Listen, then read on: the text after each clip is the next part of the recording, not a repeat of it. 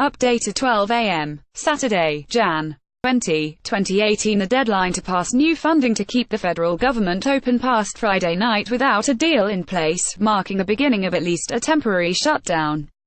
Nearly every Senate Democrat and a handful of Republicans voted to filibuster legislation that would have averted a government shutdown late Friday evening, after hours of backroom negotiations failed to produce a deal.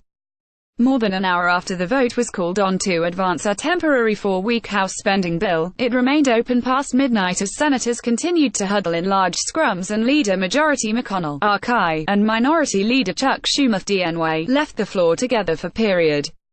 When the vote was finally gaveled to a close early Saturday morning, it fell well short of the 60-vote threshold necessary to bring the legislation to the floor. 49 lawmakers, including 5 Republicans, voted against it. McConnell cast a no vote for procedural reasons. This is the behavior of obstructionist losers, not legislators.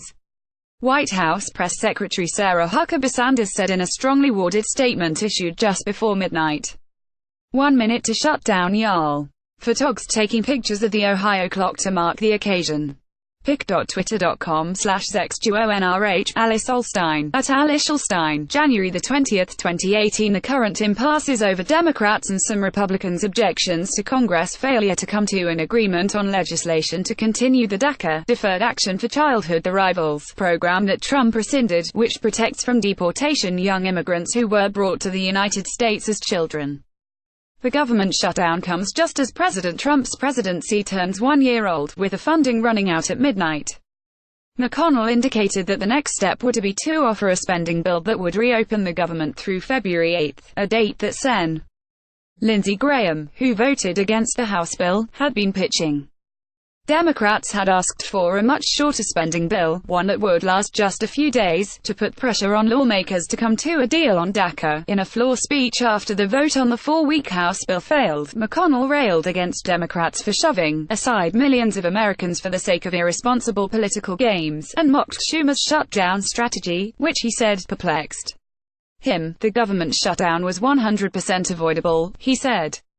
He read aloud a statement that was released by the White House on the shutdown and stressed that the White House had signaled it would not negotiate on DACA until the government was reopened. How does this get Democrats what they're looking for? McConnell said.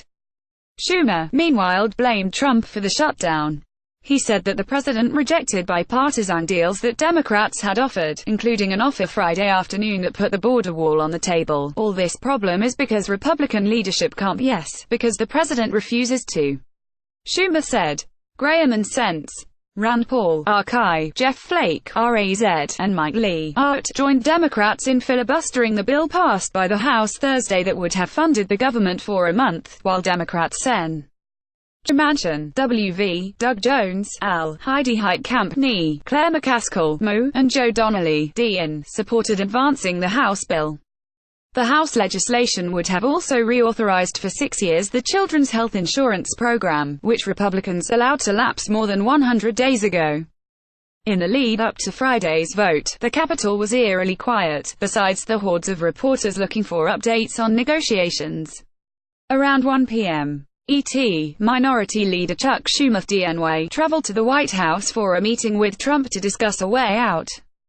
Schumer said that he and the president made some progress but that they still had a good number of disagreements. Over at the White House, Office of Management and Budget Director Mick Mulvaney struck an optimistic note, telling reporters earlier Friday evening that there's a really good chance it gets fixed before government offices open on Monday, according to the White House pool.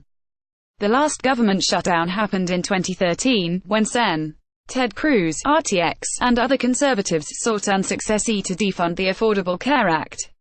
If the government shuts down Friday night, it will be the first shutdown in the modern era to happen when a single party controls both chambers of Congress and the presidency.